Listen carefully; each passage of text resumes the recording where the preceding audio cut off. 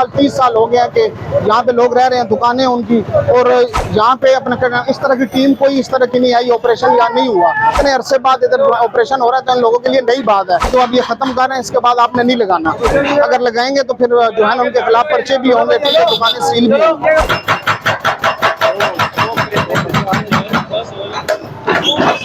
Main काम है तजावजात, जो पक्की तजावजात है वो गिरा रहे हैं। जो ऑपरेशन होगा तजावजात के खिलाफ, जो आर्जी तजावजात है, जो भी सामान दुकान के बाहर होगा वो हम उठा के स्टोर कॉर्पोरेशन जमा करवा देंगे।